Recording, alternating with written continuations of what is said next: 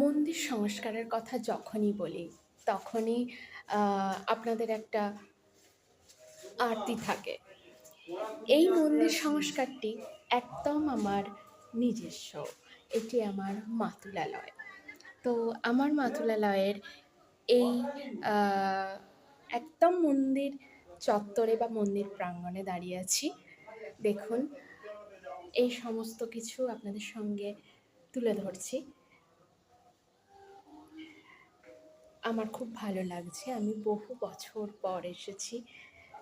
সেই কথা আপনাদের সঙ্গে আজকে ভাগ করে নিচ্ছি। যখন আমি শৈশবে ছিলাম তখন এখানকার দেবীর প্রতি বছরই এখানে দেবীর পুজো হয়। সেই পুজোর সমস্ত কিছুই আজকে আবার তুলে ধরব।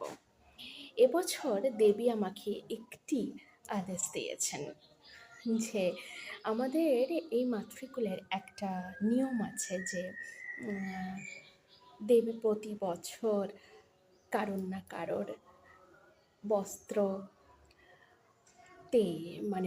দেওয়া, বস্ত্র দান করার একটা প্রথা আছে। সেই প্রথাতে কেউ না কেউ দেবীকে বস্ত্র দেয়। দেবী তার নিজস্ব শৃঙ্গার তার হাত দিয়েই সম্পন্ন করে। সেই শৃঙ্গার সম্পন্ন করার জন্য এবারে আমি দেবীকে বস্ত্র দিয়ে সাজানোর চেষ্টা করছি। কেমন হবে সে ছবিও আপনাদেরকে তুলে ধরবো, সেটা জানাবেন। ঠিক আছে? আজকে এই পর্যন্ত।